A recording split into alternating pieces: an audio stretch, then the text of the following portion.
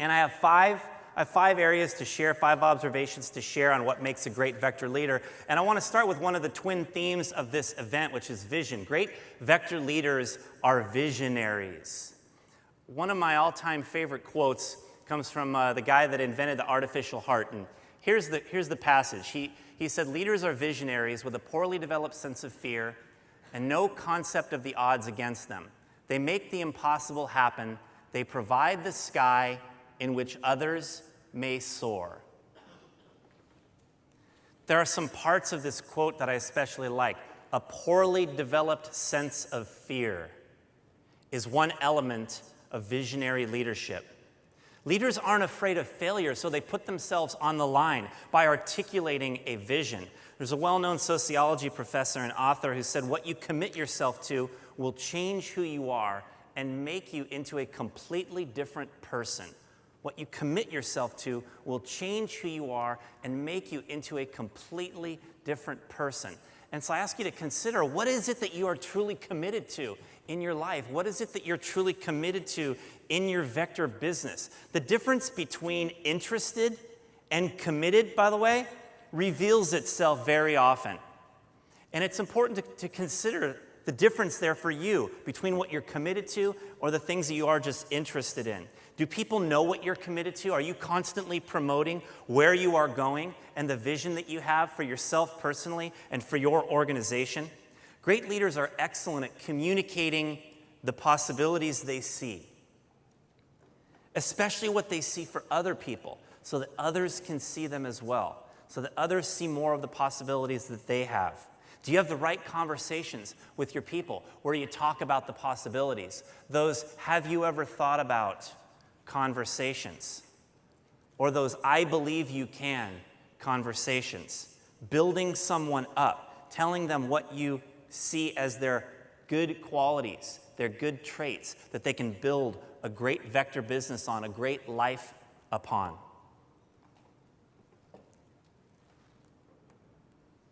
There's also a part here that says leaders have no concept of the odds against them. Great visionaries do not think in terms of probability. They think in terms of possibility. And that's a transformation that I think we all make when we become a part of a team like Vector. Because for the most part, people think a lot about probabilities, right? People ask like, well, what does an average person do, right? Average sucks. I don't think any of us want to be average in our life. We don't think about probabilities, right? We think about possibilities. What's possible? What are other people doing? How can I is the question that visionary leaders ask most often. Not just can I, but how can I? One of my district managers, Kevin Donahue, started asking himself how he could win a silver cup. And it began with thinking about building a district organization for next year and what he could create. And gradually it transformed into, how could I do that this year? What's possible? And when he started thinking about that, he showed more intensity, he showed more confidence, and I'm sure he's enjoying the path a lot more as well, because he's asking himself, how can I? Having visionary leadership. In order to promote a vision correctly and to achieve buy-in, you have to develop complete confidence in what you're promoting. So think about the idea of how you develop belief in your vision.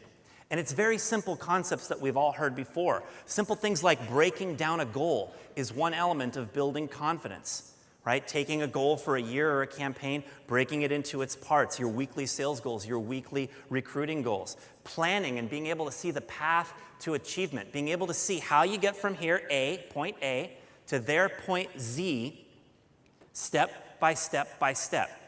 Visionary leaders can see that path. For a lot of other people, there's fog in between, and it's hard to really trust and have confidence that you can achieve the vision. But visionary leaders understand how to break down a goal into its parts so they can see the steps from A to Z. And then it's actually doing the first small steps. Once you have that path from A to Z, it's going from A to B and doing that first step that begins building one's confidence. And through this process, your confidence will grow. And you'll be able to start being more congruent in how you promote the visions that you have for yourself and for your team. We all have to learn to see things not as we want, we have to learn to see things as we want them to be, right? Not as they are right now today. One leadership guru put it this way. He said, vision is not necessarily having a plan, but having a mind that always plans. And it takes a ton of practice and a strong will to develop a mind that always plans, that always focuses forward. It's the essence of having a mind that always plans, is that you're always focused forward. You're always thinking of what's next. Where am I going from here? What am I going to accomplish this week, next month, versus dwelling on the mistakes of the past, the things that have already happened. It takes a strong mind and a strong will to do that, but I'm telling you, that is how successful people live. And there are very simple things you can do to train yourself to develop your vision.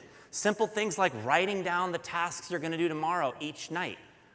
Taking time every week to plan your schedule, your activities, and your strategies, right? So having your schedule written out, the activities, the things you're going to do, but also your strategies, right? One of the things I used to do every week as a manager is think about what went well this week, what do I need to improve upon, what am I going to do to improve upon that, what are my strategies to improve and move forward, right? Breaking down your goals that you have and then going out with confidence and more often than not, achieving them. These simple steps will keep you focused forward. Tony Robbins said the people who shape our lives and our cultures have an ability to articulate a vision or a quest or a joy or a mission. You think about in American history, John F. Kennedy articulating a vision to America of putting a man on the moon and how that galvanized the nation. Everyone believed in it and supported it. And if you can give your people something that they can resonate with because it's meaningful, they will be immensely responsive to it. Nothing could be more important in the list of leadership qualities than this first quality of being a visionary. My second observation is that great vector leaders are extremely competent in this business. They are very good at what they do, the key results areas of the business. Probably right now, Drew Frank comes to your mind as somebody who is a technician in all the areas of the business. It doesn't matter what topic it is, Drew could come up here and talk about it at an event like this, and we would all get something out of it. I identified what I thought were some of the key competencies for a successful district manager, right? These are all some of the things I think are most important for us to be really good at if we want to run a top flight office. And all of these things are going to be offered as parts of this event. These are all things that you're going to be able to learn from while you're here at this event, right? We have Trey Ketchum talking about interview efficiency. He's been a consistent top recruiter for many years. We have Danny Feldman talking about POP, right, and productivity per rep. The guy has been an outlier in terms of his productivity for a number of years, right? Drew Frank talking about training. He's Drew Frank. Justin Donald has had the same two receptionists for 8 years and been a leader in recruiting efficiency for his entire career. He's going to be sharing at this event. We have Kate Arbuthnot and Ben Jackson talking about PRs, right? I've heard about Kate that, when people think they're intense about PRs, they go visit Kate and they realize what real intensity is about PRs. And Ben Jackson was setting over 50 rep-driven PRs per week in his office this summer, and is a master of getting the right recruits. We have Kyle Preman talking about finances on the third day of our event. And without performing over $1 million in a year, as a consistent, steady performer, Kyle has built $1 million net worth through the Vector District Manager position. We have our campus relations managers here who are going to run a late night table tonight and talk about that topic. We have other amazing people in our business like Evan Keller, Dane Espigard, Kathy Vasquez, all sharing. And in terms of motivation, we have Matt King and Scott Dennis wrapping things up on the third day to bring us home at the end of our event. Everything you need is here. One of the great things about Vector is that all the answers are here. Whatever challenges you might be having, the answers are there. Al and Bruce wrote to us before this event, and they suggested that we all think about what are the key skill areas that we need to improve. And I would encourage you guys to look at that list and think about what one or two things on that list do I really need to focus on to take my business to the next level. And once you master those one or two things, look back at the list and think again, what else is there, right? How can I get to the next level, and then the next, and then the next? As a district manager running an office, I went from $360,000 in sales my first full year to $525,000 to $557,000 to $658,000. Then had a little blip my first year as a DVM. It was really hard, running Division II. Went back down to $550 something, and then went to $750,000 to $1,050,000 to $1.5 million in a 3-year stretch. There was a quantum leap of growth, and the reason was focusing on the key results areas and mastering those key results areas, developing a high competence in the vector business. Jim Rohn says, how long should we expect a child to spend in 4th grade? You guys heard this in Jim Rohn's audios, probably? How long should we expect a child to spend in 4th grade? Approximately how long? 1 year, right? 1 year is about the amount of time a child should spend in 4th grade. And if they're not making it, right, a little toward the end of the year, you put some pressure on them. Like, come on, you can't spend 2 years in 4th grade. You gotta move forward. Well, isn't it reasonable for your leaders, for your division managers, for your region managers to expect you to improve in this business from year to year? Shouldn't you be getting better each year in your competencies, in what you're learning in the business? If you look at Drew Frank and you think, man, that guy's good, realize he wasn't always that way. Believe me, I talked to Wes. I got the real scoop. Get really good at what you do. There's no excuse in Vector not to. Guys, it's not like we're trying to copy some other company's program with a crazy product and no metrics to gauge our success here, all right? We know we don't have orange walls. We know what needs to be done. We have a proven path to follow. So, great Vector leaders are extremely competent in this business. Take responsibility for your success, grow your skills, and increase your confidence, your competence. My third observation is that great Vector leaders are driven. They are driven. Someone asked me recently at a conference, how do you stay motivated? Right? You ever have people come up to you and say that? How do you stay motivated?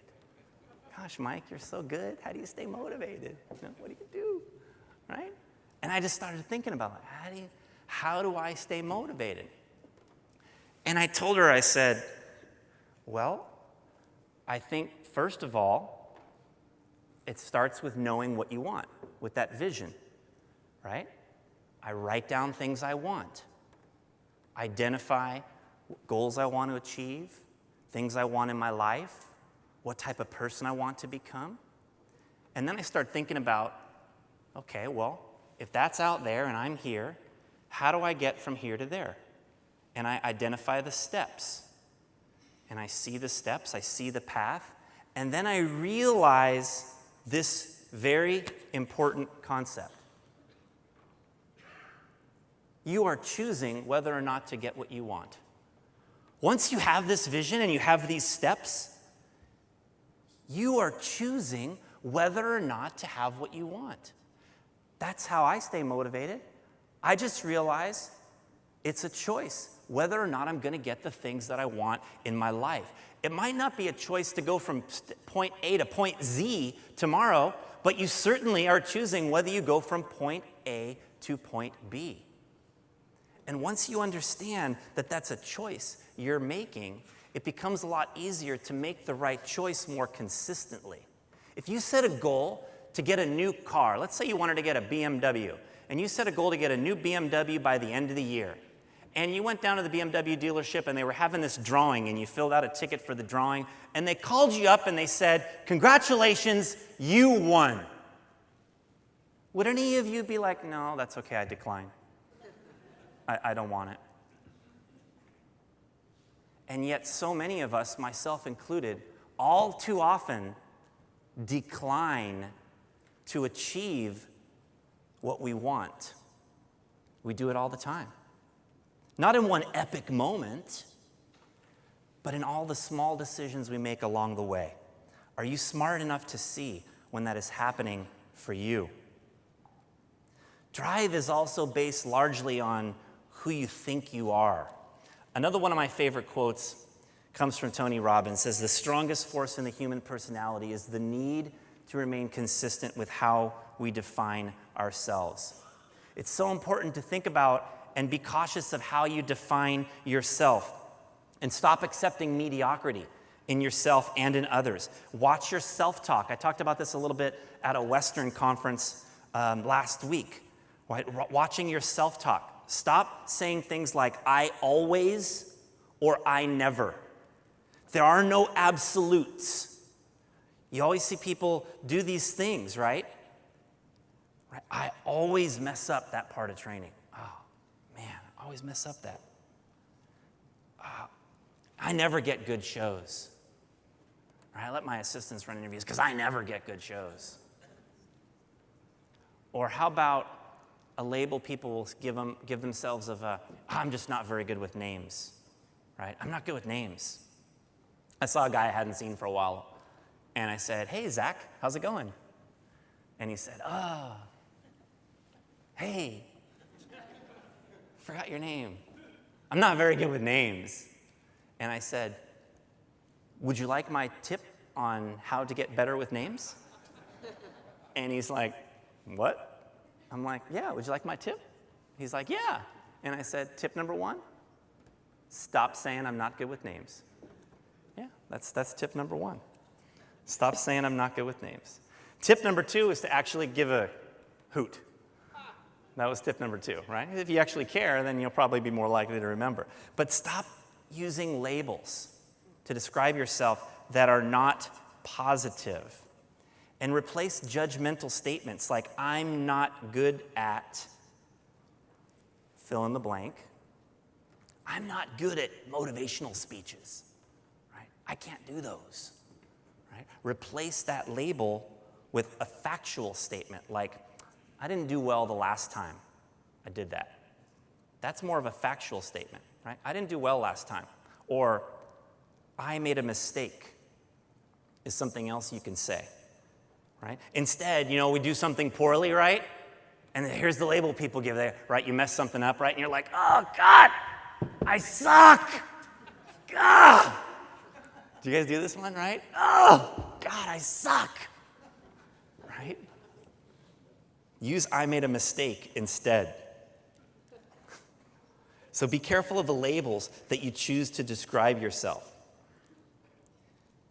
And it's important for us to learn to make consistent decisions that support what we want, that move us in the right direction, right? So if one of your labels has always been like, oh, I'm never on time, right? Start by being on time to things. Change that label step by step. Motivation gets you started, but it's habit that keeps you going. Decisions as simple as what to eat and choosing a more healthy alternative more often than not begins to establish habit. Having the resolve to do something when you don't feel like doing it begins that process of establishing a habit. And good habits are not easy to develop, but with effort you can do it. It takes some willpower. But I saw this, the will is more important than the skill when it comes to scaling a wall. And sometimes changing your habits, strengthening your motivation, your drive, is like scaling a wall. There's a phrase about habits that I shared a while ago, and the end of it says, take me, train me, be firm with me, and I will lay the world at your feet. Be easy with me, and I will destroy you. And that's what our habits do. You have to resist the many easy paths that will show up in your life. There's a quote I heard at this event many years ago. It might have been my first time here or my second time here. And I think it came from a former Vector great named Tom Cannon. And I'll put the quote up on the screen in a second. You guys that know me pretty well have seen it. You're either going to love it or this quote will bother you, maybe every day, for as long as you remember it. Success is being faced with dozens of decisions every single day and always making the tougher one. man, I printed that thing out and I pinned it up in my bedroom. And every time I would think about, oh, I don't know, I'd read it, I'd be like, damn Tom. And then finally one day I crumpled it up and I threw it away. I did. I crumpled it up and I threw it away. I printed it back out again, though, a little later. It's probably not accurate to say always in this quote. Life is not some grind that has to always be difficult. But the key to making it easier is the habits we develop and the way we fuel our own drive. And I'll share my last word on drive, and that is this. The greatest achievers are motivated by the challenge itself. When you think about competitors in an event like the Tour de France or the Boston Marathon or the Olympic Marathon is one of my favorite events to watch when that comes around every 4 years. Because they're running for 26 miles through the city, right? And then that last stretch, they come into the stadium, 80,000 people cheering for every single person, regardless of whether they finished first or 30th. People understand it's about the challenge of finishing sometimes. And the greatest achievers are motivated by the challenge itself, whether they win or they lose. There's value in that. And if you learn to invest yourself in the things you do, you'll find more drive. You'll find more motivation. Consider these statements. Life is boring. Work is meaningless. Relationships have no value. Whatever we invest into these opportunities determines what is returned to us. And the words on the screen describe the reality for someone who invests very little. And I'll tell you what, bored, unenthusiastic, unmotivated people are pretty easy to spot out there. They're always complaining about their work. They're not excited about their relationships. They're wanting to be more appreciated. But it doesn't always work that way. Things won't change for them until they change. One of my reps one time came to me and said, I'm going to quit Vector because I need something a little more consistent. And I said to him, there's a big problem with that. Do you want to know the problem? He said, yeah.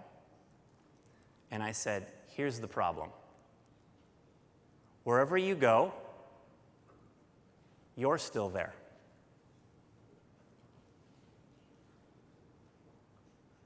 And he thought for a while, and it kind of hit him pretty hard.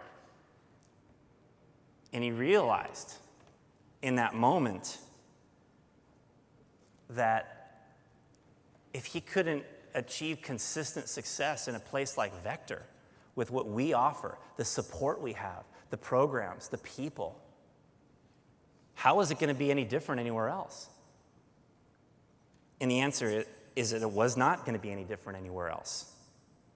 So think about who and what you are choosing to be on a daily basis. Motivation is a choice. Being driven is a choice that is made daily, hourly, minute by minute. You're making it right now. My fourth observation is that great Vector leaders put people first. They put people first. Let's examine this quote from earlier again. At the end there it says, they provide the sky in which others may soar. By nature, leadership is about other people. It's about who follows you. You can be a manager by getting a title, but to truly lead people, you have to develop a following. You have to earn it. Here's what Martin Luther King said. Everybody can be great because anybody can serve. You don't have to have a college degree to serve. You don't have to make your subject and verb agree to serve. You only need a heart full of grace, a soul generated by love. Bruce talked about love for your people just a few minutes ago. There are a lot of books out there about the importance of caring for your people, about the power of love. Love is the killer app. Leaders eat last. Love works. One of my favorites, The Radical Leap. You can learn something from all these books. But ultimately, it all comes down to genuinely caring for your people. It sounds trite, but it's one of the most important concepts for a great leader. Do you want your people to succeed for them, or so you can succeed? And you might say, well, I want my people to succeed for them. I'm well-intentioned. But it's important to remember that people's perception is reality. They have to feel that that's true. Trent suggested I think about the question, what does caring for your people really look like to them? Right? How do they really know? I asked a few people. Brad Britton said listening, genuine attention, sincere appreciation. Those are some elements that create that feel of truly caring. Mike Schmidt said knowing their schedule, their interests, their numbers. It's knowing a lot about them. As I was at dinner last night, Bruce Goodman was talking about Danny Lewis and said, like, that's his secret sauce that's made him a great manager, is really learning about his people. And when we talk about, like, love your people, care for your people, it's like the more time and effort you take in getting to know people, really getting to know people on a personal level as you develop them, the more that just naturally comes out, right? We're all like feeling human beings. We all have some emotions, right? And the more you get to know people, the more that care, that love will come out. Jim Rohn shares a concept he calls enlightened self-interest.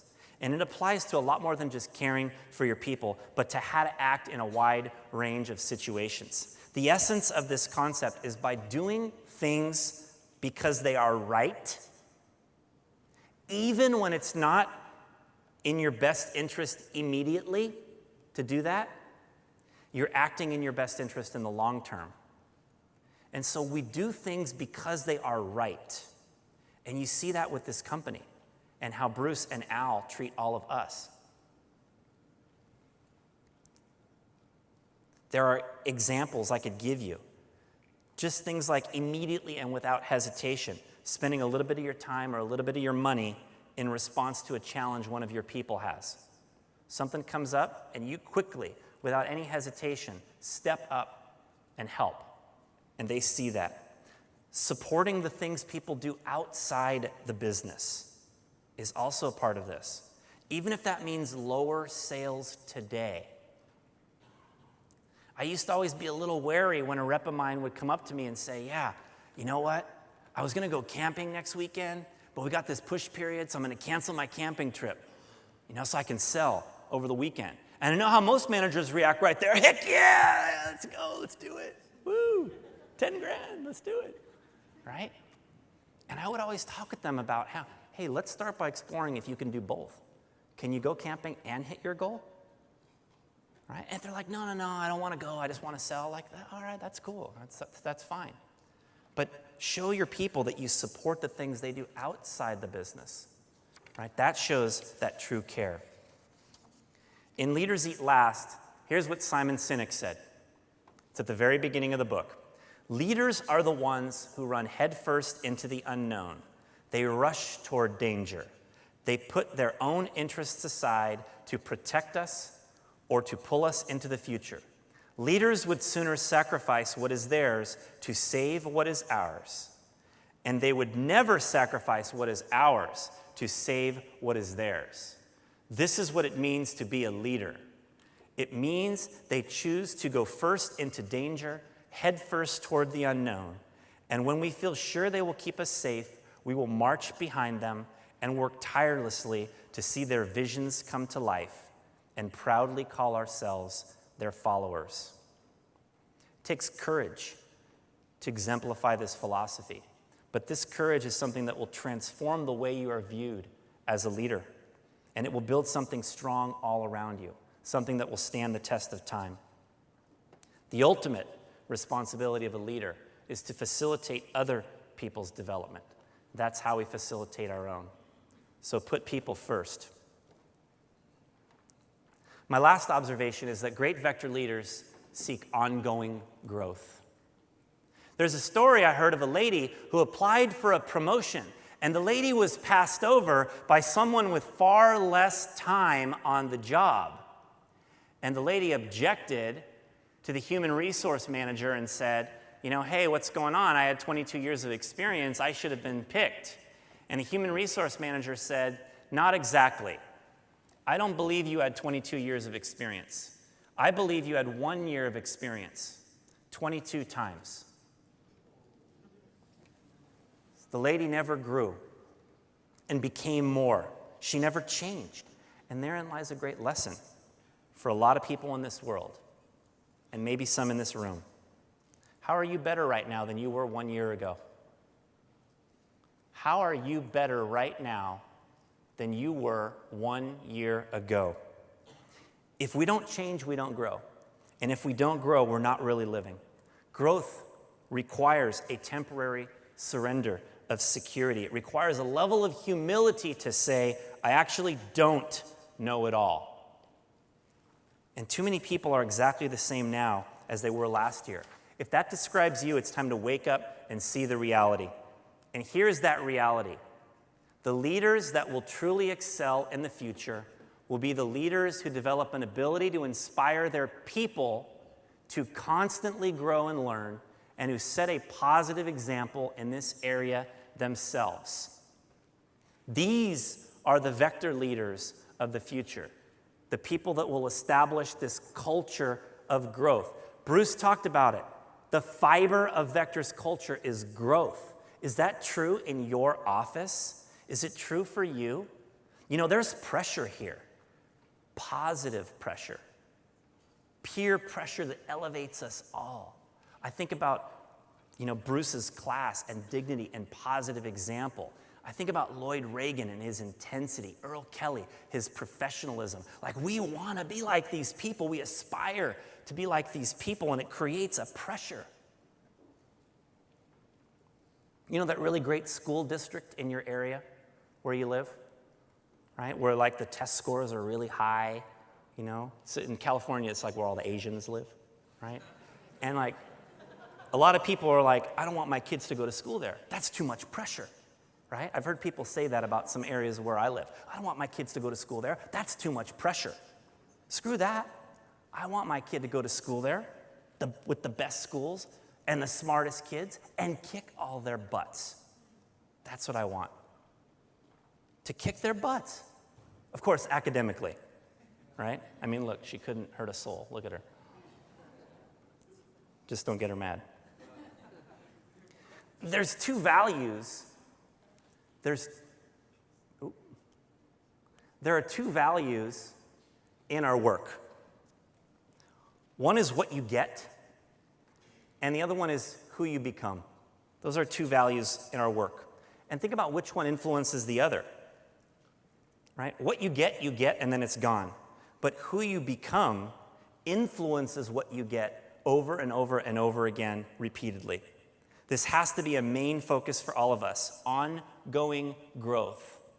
Are you expandable? Because if not, you're expendable.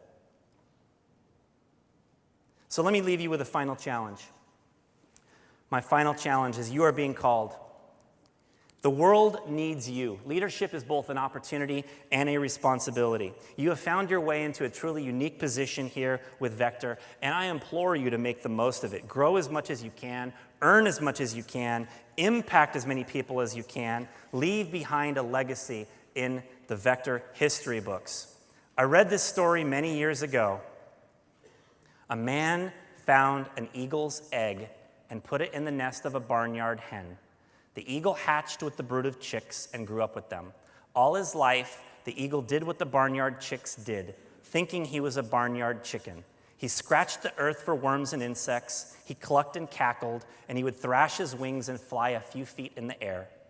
Years passed, and the eagle grew very old. One day he saw a magnificent bird above him in the cloudless sky.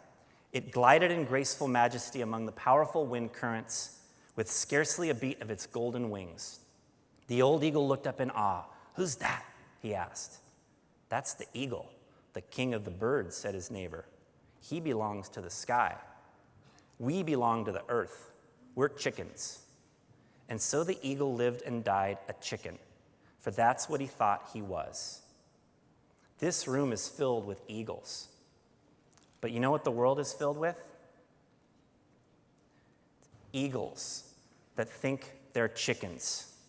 And we can change that, starting right here in this great organization that we're a part of. So clarify your vision for yourself and for your people. Work to create a high skill level in all competencies of the business. Choose to be driven in your daily actions and in your habits.